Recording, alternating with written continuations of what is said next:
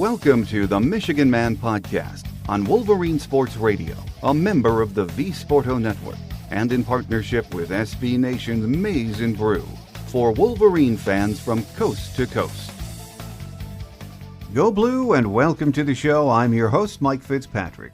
On our game day segment this week, our guest will be the radio play-by-play voice of Michigan basketball, Brian Boesch. First, a few of my thoughts to get us started.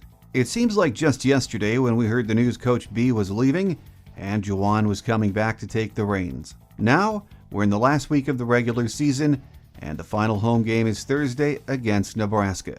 It's been a roller coaster of a ride for Juwan's first year, but he has shown a steady hand in shaping the team. I think we're in the big dance regardless of what happens this week and then in the Big Ten tournament next week, but you don't want to end the season on a down note. Whatever happens, I think we're a dangerous team, and if we stay healthy, it could be another thrilling March run, but we'll see. My guest today says Michigan is a team that could go out in the first round of the NCAA tournament or make a run into the second weekend. Radio play-by-play voice Brian Boesch is up next here on the Michigan Man in partnership with our friends at SB Nation's Maize and Brew. So stay with us.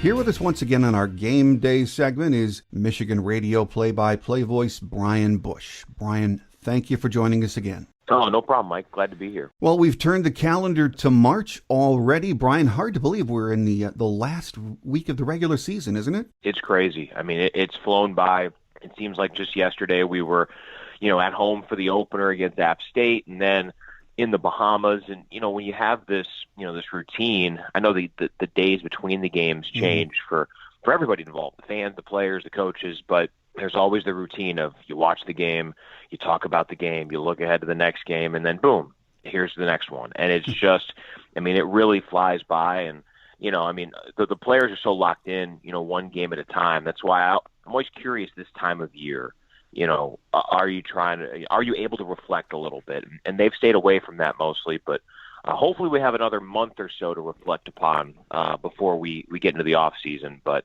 it has flown by, and obviously it's been, a bit of an up and down season, but a lot more ups than downs. Let's talk about what happened down in Columbus on Sunday for starters. The Buckeyes won the game on Sunday. 3-point shooting, absolutely the difference in that one, wasn't it, Brian? It was. You came into this week, and the mark was 35% for both Wisconsin and for Ohio State. I think Wisconsin was 12-0 when shooting 35% or better. Ohio State was, 16-1, and both shot well above that mark. Both teams had a go-to guy who seemingly, either bailed out the Badgers or the Buckeyes on a tough possession, or they just found their way wide open. It was Demetric Trice on Thursday, and then Dwayne Washington Jr. on Sunday. And Juwan Howard was frustrated in post-game in both situations, in that the defense was not communicating the way he wanted it to. They were not executing the way that they had been when, for a 3.5-week stretch, you could argue that it was the best defense in college basketball. And I think that's obviously there's some things that the team needs to switch on that. I also just think it's kind of college basketball, especially in the Big Ten. There are so many good teams. It is difficult. As much as coaches, would love to say, hey, we want our team to play its A game every single night. It's just not feasible. And they didn't. Ohio State, tip your cap, they sure did. They played really well with, a somewhat shorthanded bunch. And, it was a 14-point game, but I don't think it was that lopsided. It just kind of got away from Michigan in the final, 8-10 minutes of the game. I think if they played again in Indianapolis or maybe even in the NCAA tournament, I'd like Michigan's chances. But, you go 0-2 against Ohio State. Obviously, it's disappointing, but, there are bigger fish to fry, and there's still a lot more out there for this team. Yeah, and when you looked at the stat line from Sunday's game, basically even. The 3-point shots, as we mentioned, were the difference, but you sort of know it's not going to be your day, especially in that last 7-minute stretch when you've got the Wesson brothers banking in 3-pointers, which is sort of crazy. Yeah, it was those were daggers. I mean, those were some of the possessions where it did feel like, Michigan did what it wanted to do on the defensive side. And, that's not the difference, obviously, but that's what turned it from a potential nail biter down the stretch to a 14-point game. I mean, that, if you get those types of breaks, it's going to happen. I mean, Ohio State outplayed Michigan, but yeah, that's what kind of separated and turned it out of a game in the final minute or two. Well, Eli Brooks was back wearing his mask for the first time, and also it was revealed that he was suffering from a sinus infection, I guess was last Thursday for the Wisconsin game. But great to see him back. He does make that defense better, doesn't he? He does, and I really thought it was interesting, how Juwan Howard, when he was talking about Eli after Thursday's game, he mentioned, listen, Xavier Simpson's a great defender, and he was honored nationally. But, he kind of said Eli Brooks is our defensive anchor. And I think what Eli does so well is he can bother outside shooters. I think Xavier Simpson is a guy who can, he's pretty even in his entire defensive game. But, we saw him struggle a little bit one-on-one with a guy like Peyton Pritchard, the first meeting with Cassius Winston. Whereas Eli, Eli has a great knack of defending before his assignment gets the basketball. And that, I think, it has to fluster you so much as an offensive option because you have to work so hard just to get the basketball. And then you have to, go score the basketball. Like, that's the main thing. And you're already working so hard to get to that point.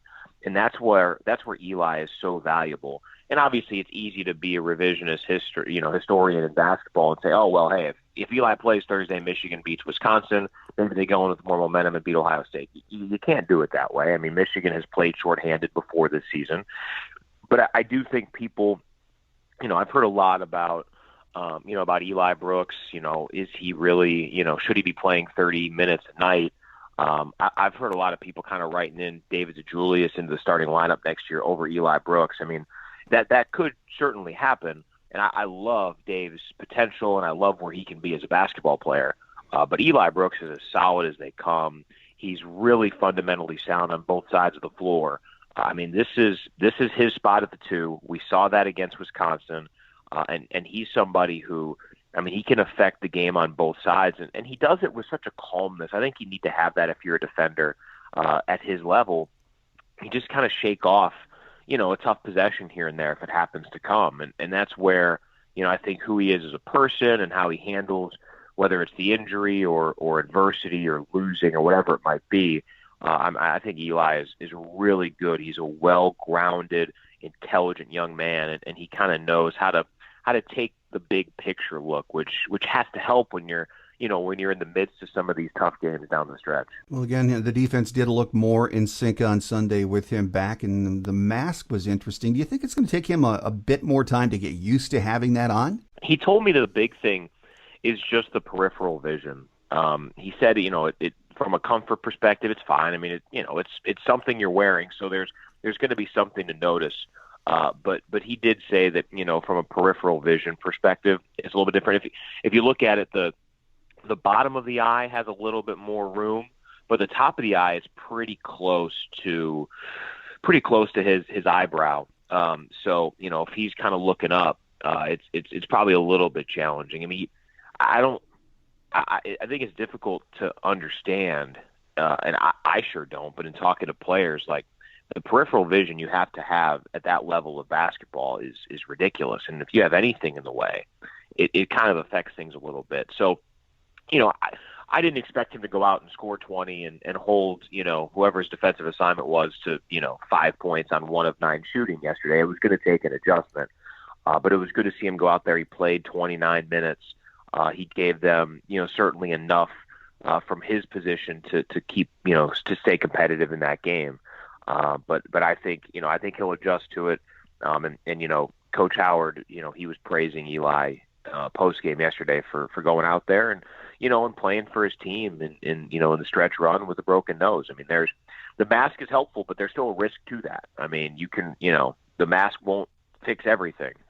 So for him to go out there, it shows what this team means to him and vice versa. Well, Franz Wogner was solid again, Brian. He is really making strides on both ends of the floor, getting his hands on a lot of balls, getting more rebounds, really coming around, isn't he? He is. I've been super impressed with how he's handled himself on and off the floor. He's a young man who, is very, you hear the phrase, got a good basketball IQ, and he certainly does, and a lot of the players on this team do. But what he does, I think he's a little more self-critical and self-reflective than most players I've been around in that, I think he'll pretty aggressively go after what, he perceives and the coaching staff perceives his flaws to be. Juwan Howard has always preached, if you have an open shot, take it. And we saw Franz Wogner take a ton of threes early on this season, and he's capable of shooting the three-pointer well. He just hasn't done it a ton this year. So I've been really impressed with how he has changed his game to become more of a driver of the basketball. He's still going to shoot some threes. He's still going to make some threes. But that's been more effective for him driving inside. I mean, he's got a really good 2-point field goal percentage. He's rebounding the basketball at a really high level. I mean, over the last, 10 games, I think he's the team's leading rebounder. I mean, he's really taking care of business on the interior. Once he starts hitting that shot consistently, and I think that's going to be where his, focal point will be from an improvement standpoint going into next season. If he can turn that 3-point field goal percentage from, around the 30% it's at now to the upper 30s and continue to incorporate what he's done inside the arc, I mean, he's going to be an all Big Ten player next year. He's that good. And, the way that he understands the game, the way that he cares, I think if you talk about most improved players over the course of the season, I think Franz Wagner's on the top of that list, especially considering he got hurt late, in that off-season stretch and into the October practices. And then he debuts with 3 games in 3 days. He gets sick around the holidays. He had to deal with a lot. And to see him, over his last 3 games, he's shooting like 70%. And he's averaging 19 a game. I mean, you just, over the course of the last decade with this program, you don't see a lot of freshmen leaned upon as much as Franz Wogner has been. I mean, that goes to show you what kind of competitor he is and how much he's improved. Well, you're right. He's driving to the hole. He's going to get his groove from the outside. Another thing he's doing that I like is backing his man down and being very effective scoring that way. Yeah, isn't that a cool wrinkle? I mean, it's something different. He's not going to do it all the time. But, when I think that's what makes a guy like, Isaiah Livers so difficult to cover is because he can do it in a lot of different ways, and we're seeing the same type of development, the same type of refinement in Franz Wagner's game. I mean, you see it. It's easier to notice with a guy like Xavier Simpson. He's so crafty. He really needs to, because of his size, because of his lack of, elite shooting ability. You see Xavier, whipping out bank shots and Euro steps and all this stuff. Guys like Franz and Isaiah, it's a little easier for them, just from a shooting perspective. So maybe it's tougher to see sometimes those different wrinkles. But man, when you bring it all together and you see everything, like Dylan Burkhardt at UM Hoops does a great job of showing guys and how how they differentiate how they score the basketball. And I'm sure if you looked at some of those charts back in December versus now, I mean, there's 4 or 5 different ways that you're seeing him score as opposed to just relying a ton on the threes early in the season. Well, let's talk about Isaiah Livers for just a minute or two, Brian. He has been back, I think, 3 games now, starting. Not a big factor in any of those games. His 3-point shot, not what it was earlier in the season. Do you think the main reason for that is he's still working himself right back into game shape? I do. I think the ankle injury is one of those where you can play through it, but you're not going to be 100%. I mean, he's still getting taped up before the game. I would expect that to continue throughout the season. I mean, we saw what happened with the groin, hip, whatever injury he had, the 2 separate times that he injured it, especially that second time. They really made sure that he was 100% good to go. I think to a man, he probably would have said, yeah, I could have played against Ohio State that first game, but they wanted to be careful. And he came back against Michigan State and obviously played well. He played well until he hurt his ankle. And I think now, he sees I'm running out of time. I need to go out there and play. I'm not saying he's at 60%.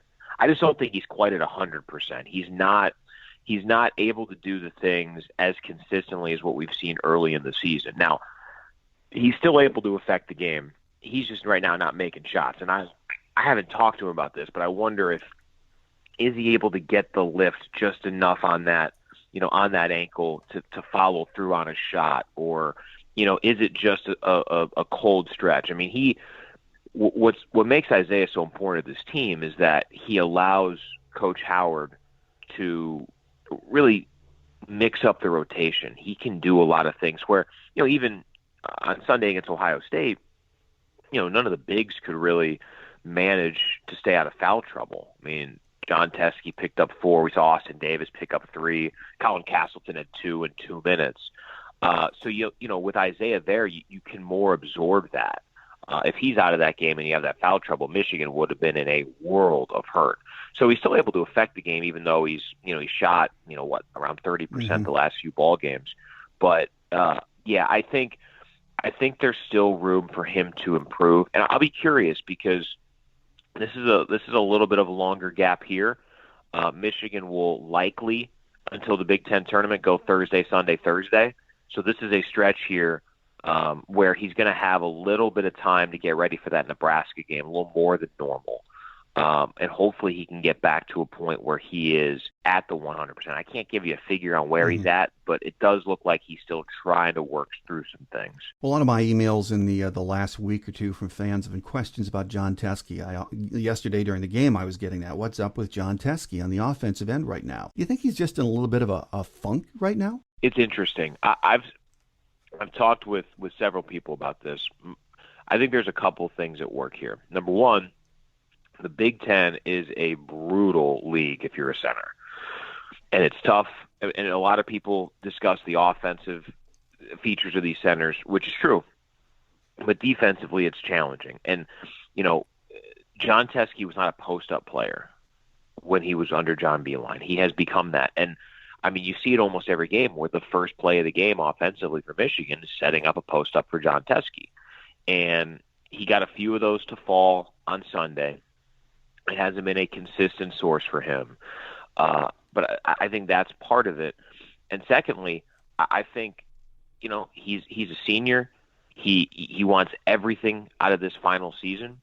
And, he's a guy who is leaned upon so much on the defensive side of the floor, or I think that's been affecting him a little bit on the offensive side. I mean, he's already surpassed his number of field goal attempts from last season. He was the 5th option field goal shooting wise last year, and he's the number 1 this year. Now, part of that has to do with Isaiah Livers being hurt. You would assume he would have been the number 1 option in terms of just, total field goal attempts if he's playing the entire season. But there is that reliance on Jon Teske that this is the first time he's been a focal point of the offense. So when you combine that with the fact that, he was more of a pick and pop kind of a guy, I think he is pressing a little bit. And, I think it's only human. He's a senior. It's March. His team has, had some up and down stretches. And he has a ton of defense. He has a lot of a defensive responsibility on the other side.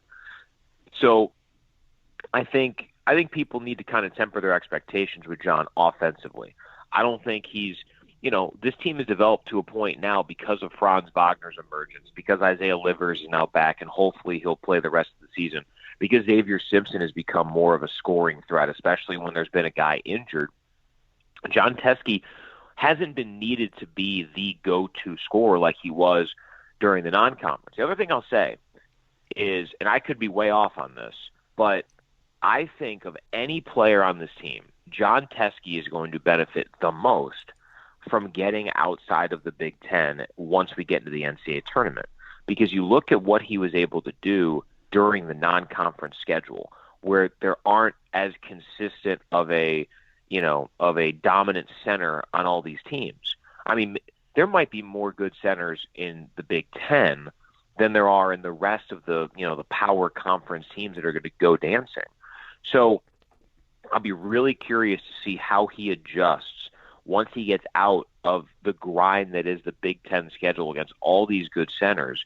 Because as we saw, I mean, Guy put up 10 or more points in 13 of his first 15 games. Like, he can score even when he's got a different offensive role. Now, things have changed, but I wouldn't be surprised to see him have a breakout game in like a round of 32 situation because of the fact that, based on the odds, he's probably not going to go up against as good of a center as he's faced, 10 of the last 15 games of his season? Right. It's just something to watch. Jon Teske and Xavier Simpson have tasted a lot of success in their Michigan careers, as we all know, but they've never won a game in Value City Arena.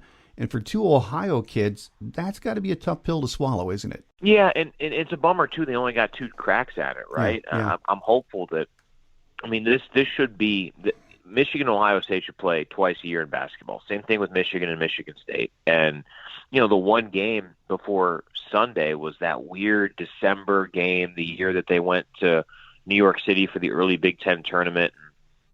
I remember Michigan was rolling in that game, and then the second half was one of the stranger implosions that we saw in the John Beilein era. But still, the fact that, they won at every other arena, that's pretty darn impressive. And, I'm sure it bothers them, but you know what? The great thing about this is they have an opportunity to potentially see him in the Big Ten tournament. And if not, as much as you want to beat Ohio State in that moment, Michigan's beaten Ohio State in terms of going deep in the NCAA tournament over the last few years. That's where it's mostly going to be remembered. That's the thing in college basketball.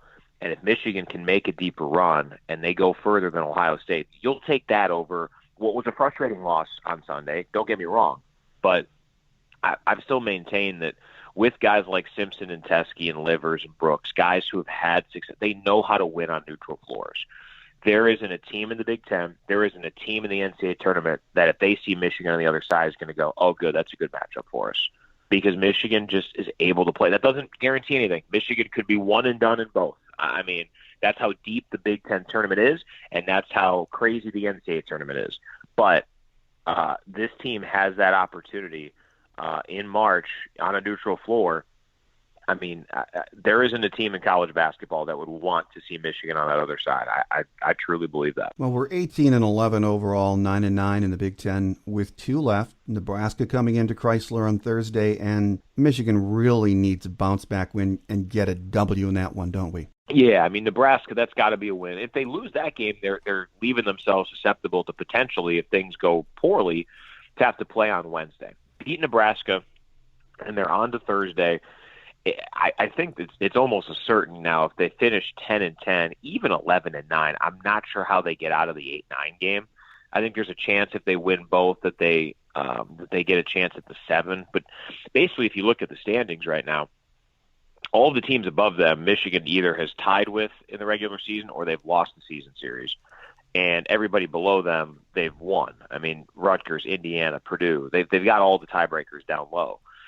So I think, if you play this out and you go with what's expected and that they beat Nebraska and lose at Maryland, you're 10-10, you're probably in that 8-9 game. And, you'll play an 8-9 game against a team that you probably will have already beaten once or twice because it'll probably be one of those Rutgers or Indiana or Purdue teams that are going to desperately be needing a win to improve their NCAA tournament resume. But if you get past them, you'll probably face Maryland again if Maryland holds on to that 1 seed. And, the thing I've been most impressed about with Juwan Howard this year is that he's been able to make adjustments and fix things quicker than I think it would have been realistically expected for a first-year head coach. I would like the fact that if Michigan went to Maryland and lost and got to play them a week later on a neutral floor, I'd be pretty confident in the adjustments they could make. Now, Michigan could absolutely go to Maryland and win the game. But, at this point, you have to take care of business against Nebraska or you're opening yourself up to I don't think they'd ever be on a dangerous spot in the NCAA tournament. I think if this team loses out, they're still in. But take care of Nebraska. The Maryland game is kind of a bonus. If you get it, great. Might improve you a couple of overall seeds in the NCAA tournament. And then you find your way to Indianapolis, where we've seen Michigan win it as an 8. We've seen Michigan win it as a 5. We saw Michigan get to the championship game last year as a 3. There's no set formula you need because this year I mean, there are 12 teams that can legitimately win that thing. I thought it was interesting after the game on CBS in the postgame, Jerry Palm still had Michigan a number 7 seed. Does that, regardless of what happens this week and then in the Big Ten tournament, does that sound about right to you, Brian? Yeah, I do. I do think so. I mean, the thing that's tough about the NCAA tournament is that you don't know who's going to have a big week. Like, keep in mind, remember when Michigan, the plane crash year, when Michigan was able to win 4 in 4 days, in D.C., I mean, that team going into it was on the right side of the bubble, but you were seeing them a lot as a 9 or a 10, and then they win the tournament and they jump to a 7 seed.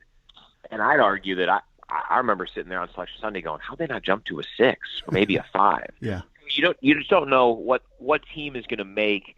If you're Michigan, you want Baylor or Kansas to win the Big 12 tournament. You want Duke or Louisville to win the ACC tournament. You want chalk on that side because you want the higher seeds to stay where they are, because you really just want to avoid that 8-9 game. And I think if Michigan solidifies a 6 or a 7 if they finish with at least 2 wins. That's taking care of Nebraska and then getting a win in Indianapolis. It gets you to 20. It gives you another solid win against somebody on a neutral floor. I mean, that'll be, Indianapolis is going to be quad 1 heaven because there's going to be a bunch of net top 50 teams playing each other on a neutral floor. So, you're going to have another quality win. As long as you beat Nebraska, you're not going to have a bad loss. So I think that puts you where you want. You'd love to see them get to a 6 because I don't think there's, the 3 seeds are kind of, once you get past the top, like, there's unquestionably Baylor and Kansas are very good. Unquestionably Gonzaga is good.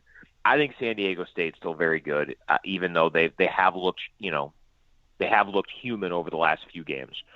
The 2 seeds, right now, who the heck knows? That's where it's fluid. So I'm fine if this team gets a 7, but I think the 3 seeds are going to be those top 12 teams that don't finish strongly. So if you can get a 6, take care of business against an 11, and then face a 3 that maybe didn't finish as well as some of those teams that hopped them, I think that really fits well into what Michigan's trying to do. I mean, they can beat anybody in the country when they're playing their A game. We've seen that against, with some of their wins this season. But I'd love to see them try to get to a 6, and that might take 3 wins.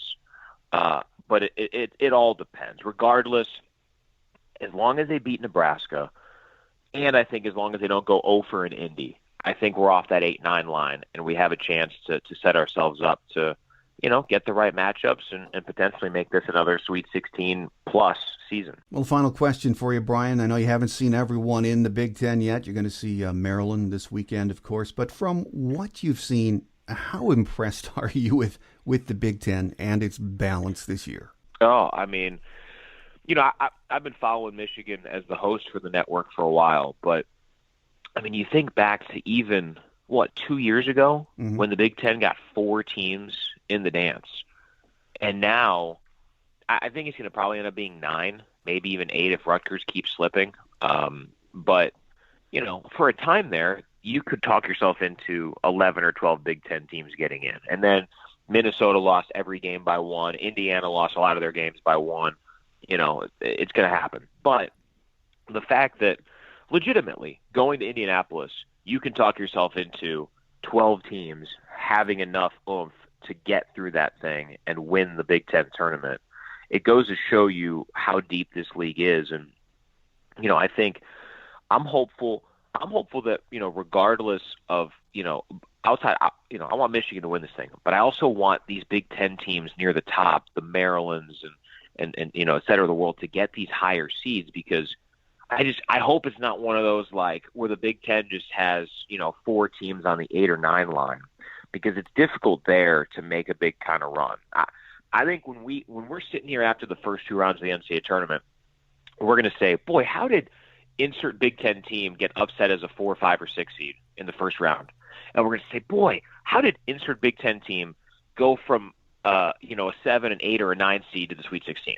I don't know who the heck those teams are going to be, but that speaks to me of how good the Big Ten is as a whole, that you can have all these teams and legitimately I could see Penn State losing the first round. I could see Penn State in the Elite Eight.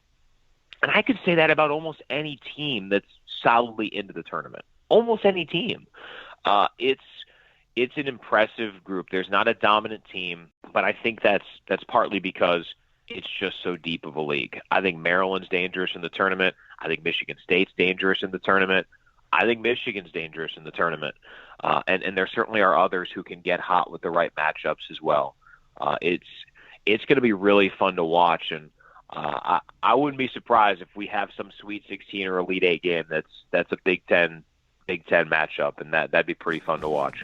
I agree with that. It's going to be an interesting last week of the regular season, and then, of course, the tournament getting underway next week. So we shall see. With us on our Game Day segment this week has been Michigan radio play-by-play voice Brian Boesch. A pleasure having you on the show, Brian, and as we get into the postseason, we hope to get you back. Sounds good, Mike. Always a pleasure, man. Quick Hits is next as we wrap it up for another week here on The Michigan Man on Wolverine Sports Radio, a member of the V Sporto Network, and in partnership with SB Nation's Maize and Brew.